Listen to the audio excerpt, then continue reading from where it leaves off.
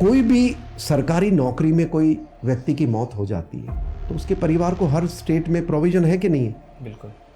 आपको पता है सैनिक की नौकरी के दौरान किसी भी कारण मौत हो जाए, देश में कानून नहीं है, उसकी वाइफ खड़ी होकर आपसे नौकरी डिमांड नहीं कर सकती कि as per letter so and so तुम्हें नौकरी मिलेगी। 500 आज भी पाकिस्तान की जेलों में है। हमें खुजली चल रही थी बड़ा बनने की, सबको छोड़ दिया। और पाकिस्तान में पता क्या कहते हैं, भगवान के नाम की संज्ञा दे दी उनको। अरे करम जलो, क्यों हमारे सैनिकों के बलिदान को बर्बाद कर रहे हैं?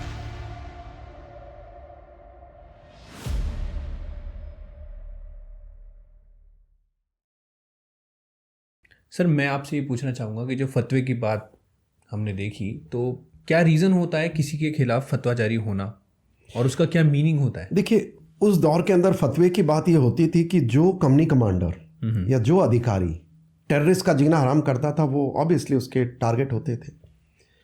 मैंने कहा ना, मैं जिंदा बचा हूँ, मेरे सौभाग्य तो नहीं मानता हूँ मैं, वो जीवन लीला का खेल था। बट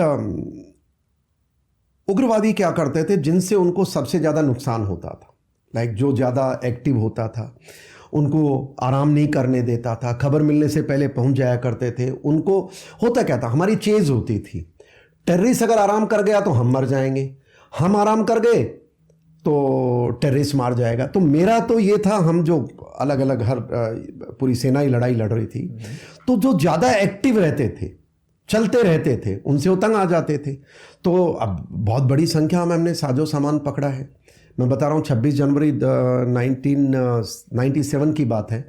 वो पहला बड़ा कैशे हमारी यूनिट ने, जो मैं रात को पकड़ में घूम तो ऐसे ही रहे थे पेट्रोलिंग करते हुए गांव को, जहां कोई दिखा भाई खबर के हिसाब से। Suddenly we found huge cache जिसमें आईडीज़ मिली थी, करीब मैं मानता हूँ 52 आईडीज़।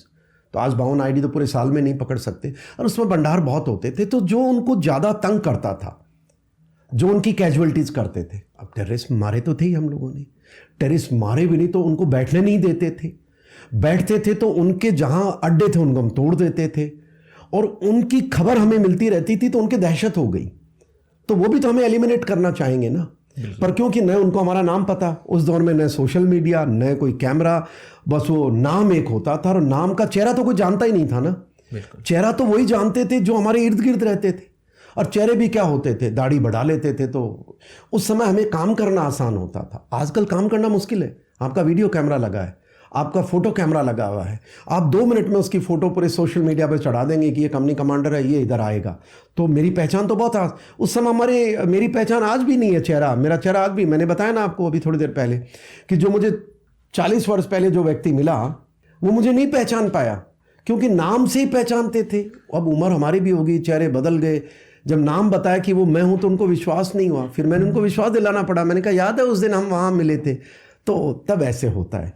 तो ये फतवे इसलिए जारी करते थे, और वो डराते थे कि तुम आ जाओ, क्योंकि जो भी ऑफिसर एक्टिव रहता था, बिकॉज ऑफिसर ओरिएंटेड है ये लड़ाई, जो भी यंगस्टर, हम तो यंगस्टर ही थे उसमें, तो जो एक्टिव रहता था उसको डराने का प्रयास। पर हम कहाँ डरने वाले, क्योंकि हम तो वो काम कर रहे थे, डरने की कहाँ जरूरत थी। और हमने उनके विरोध में किया, और हमारे जैसे बहुत सारे थे जिसके कारण तो ये कंट्रोल हुआ। इन नेताओं के कारण थोड़ी हुआ जो बकवास करते हैं खड़े होकर के, भाषण देने से थोड़ी होता है। हम सेना को हथियार दे दिए, और हमने क्या दे दिया सेना को।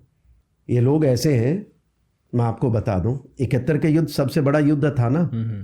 ये जितने पॉलिटिशियन हैं, 71 के बाद सैनिकों के साथ इन्होंने घोर अन्याय किया।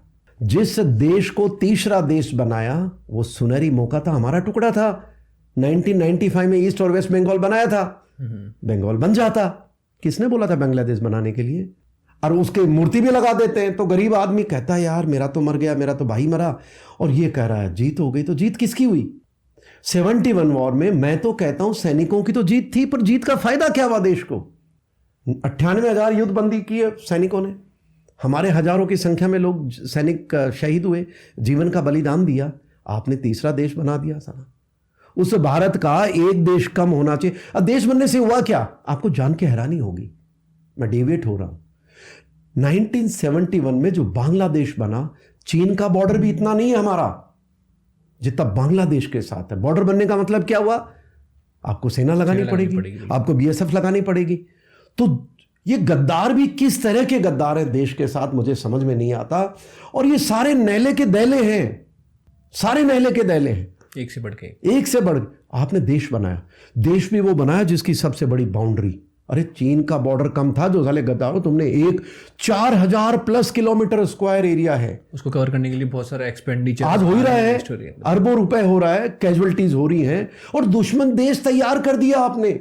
जरूरत क्या थी भाई, हमारा बंगाल का एरिया था, पर ना, गद्दार तो बहुत बड़े हैं।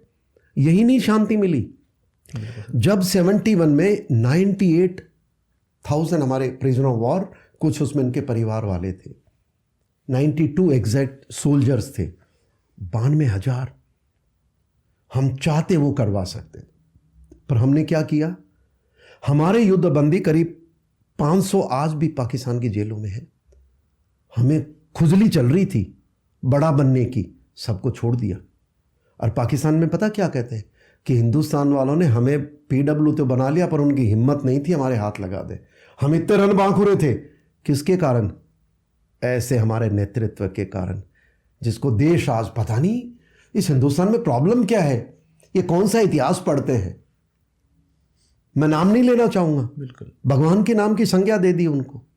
अरे करम जलो, क्यों हमारे सैनिकों के बलिदान को बर्बाद कर रहे हो। हजारों की संख्या में मरे, उनको छोड़ दिया। और जो मैं आपसे कह रहा था ना, शिमला एग्रीमेंट, सबको छोड़ दिया, जीती हुई जमीन भी छोड़ दी, हारे हुए सैनिक भी लौटा दिए, हमारे आज तक लौट के नहीं आए, हमारी जमीन नहीं लौट के आई।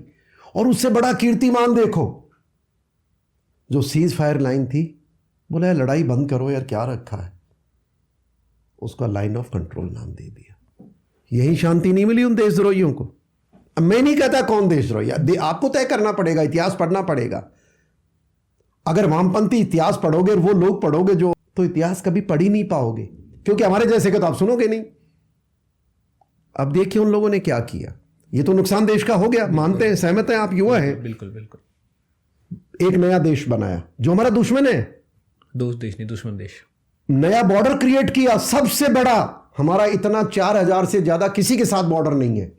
चीन के साथ भी हमारा, हम तो चीन के साथ तो है ही नहीं, तिब्बत वाला जो चीन ने कब्जा किया है, हम मानते हैं 2200 किलोमीटर, वो कहता 3000 कुछ किलोमीटर, पर वो भी इतना नहीं है। नेपाल, पाकिस्तान हमारा छोटा है। उसके बाद फौजियों के साथ पता है क्या हुआ आपको, क्या हुआ सर? जिन सैनिकों ने लड़ाई लड़ी ना आपके लिए, अब देखिए ना देश में गद्दार कितने हैं यार, और कैसे नैरेटिव चलाया जाता है। उन सैनिकों की 71 के बाद पेंशन मिलती थी, जो भी पेंशन मिलती थी, आपको पता है इस देश के कुछ ऐसे विद्वान थे जो एंटी नेशनल कहता हूं मैं, उन्होंने अपनी पेंशन तो जो सरकारी नौकरों को मिलती थी ना सेंट्रल गवर्नमेंट में, वो 25% मिलती थी पहले, और सैनिक को मिलती थी 75% of the last paid round, क्योंकि बेचारा रिटायर हो जाता था। उसको काट करके इन्होंने 50% कर दी। यही नाम मिला ना सैनिक को, यही नाम दिया। धन्य हो ऐसे आपके देश के राजनेता, धन्य हो ऐसे आपके ब्यूरोक्रेट जो बातें बताते हैं, फौजी तुम क्या लड़ते हो, सियाचिन में नौकरी करते हैं। आप डिस्पैरिटी देखो, अन्याय। में 71 के युद्ध की बात कह रहा हूं। उसके बाद जिस जनरल के कारण विजय मानते हैं हम, विजय तो हर सैनिक के कारण, पर शहरा तो कमांडर को ही दिया जाएगा ना, फील्ड मार्शल, बहुत बड़ा नाम था ना। बिल्कुल। आपको पता है उस आदमी की पेंशन तक रोक दी थी इन गद्दारों ने, और उसने कभी नहीं बोला मरने तक। अब्दुल कलाम साहब थे जो राष्ट्रपति थे, चेक दे के आए, उनको कहीं पता लगा, और उस सैनिक ने कभी शिकायत भी नहीं की, क्योंकि गद्दारों को शिकायत करने का फायदा क्या था।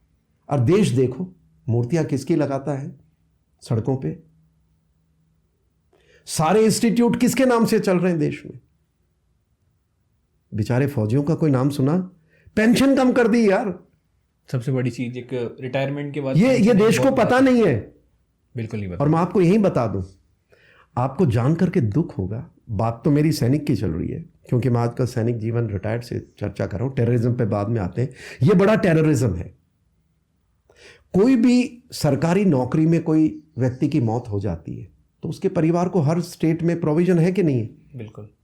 आपको पता है सैनिक की नौकरी के दौरान किसी भी कारण मौत हो जाए, देश में कानून नहीं है, उसकी वाइफ खड़ी होकर आपसे नौकरी डिमांड नहीं कर सकती कि as per letter so and so तुम्हें नौकरी मिलेगी। सेंट्रल गवर्नमेंट में आता है ना डिफेंस, बिल्कुल नहीं है। मैं आवाज उठाता रहता हूं। और पहली सरकार बनी है राजस्थान सरकार। इतने लंबे मेरे इस आंदोलन ही कह सकता हूं। मेरी में कोई लाखों आदमी नहीं है भाई साहब, कोई हजारों गाड़ियों का काफिला नहीं, मेरी आवाज का है। जो मैंने आपको बात बताई आपको पता थी पहले आज से? नहीं सर। झूठ है तो मेरे को कोई बता दो। राजस्थान सरकार ने पिछले 26 दिसंबर को यह घोषणा की कि आज के बाद राजस्थान का कोई भी सैनिक अगर मौत होगी किसी भी कारण, उसको राजस्थान सरकार अनुकंपा नौकरी उसके परिवार को देगी। ये मेरी बहुत बड़ी जीत मानता हूं। लोग कहते हैं ना अपने अपने अपने क्या, अब ये कार्य सैनिक का हुआ है और राजस्थान सरकार ने किया है, मैं बधाई देता हूं। पर वो सरकार कहां गई? बाकी स्टेट भी तो है हिंदुस्तान में, 30 यूनियन टेरिटरी है। बिल्कुल। मोदी जी भी बहुत बड़े बड़े अच्छे कार्य कर रहे हैं, पर फौजियों के लिए ऐसा अन्याय ये आज भी हो रहा है इस देश में। ये बात बहुत से लोगों को बिल्कुल बहुत अंदर नहीं है 90 लोगों को। मैं कहता हूं जब मैंने बात उठाई तो लोग मुझे कहने लगे कि सर कानून नहीं है। क्या बोलते हैं? कानून नहीं है। पर मैं तो सर फिरा हूं। मैंने कहा रे कानून, गोली मारो ऐसे कानून को, हटाओ ऐसे कानून को जो आपके सैनिक का साथ अन्याय करता है। सैनिक के साथ नहीं, वो तो मर गया, वीरांगना के साथ अन्याय है। यह दुख है। पर राजस्थान गवर्नमेंट मेरी बात मानी और मैं कहता था बदली करो ऐसे कानून। बदलाव आ रहा है और मैं उम्मीद करता हूं अगले चुनाव से पहले, भाई मैं तो आवाज ही उठा सकता हूं। आप जैसे युवा हैं, आपने आज मुझे युवाओं के बीच में बुलाया है, तो मैं उम्मीद करूंगा ये मेरी चीज शेयर करें। बिल्कुल सर। और हर गांव में जब आपका कोई नेता आता, पूछो तू बता कि फौजी की मौत पर तुम नौकरी क्यों नहीं देते हो। ये बीजेपी कांग्रेस का मसला नहीं है। सेंट्रल गवर्नमेंट एम्प्लॉय को सेंट्रल गवर्नमेंट देती है ना, बिल्कुल, पर बेचारे फौजी को क्यों नहीं देते? आप कहते तो आर्मी में तो फिजिकल फिटनेस है, क्यों?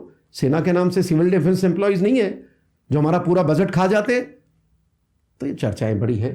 पर चलिए, आपका सवाल उसका था। मैं उम्मीद करता हूं फतवे उन्हीं के लिए होते हैं जो उनका जीना हराम करते हैं, और उन सालों को हमने उनका जीना हराम नहीं, उनका टेटवा हमने दबाया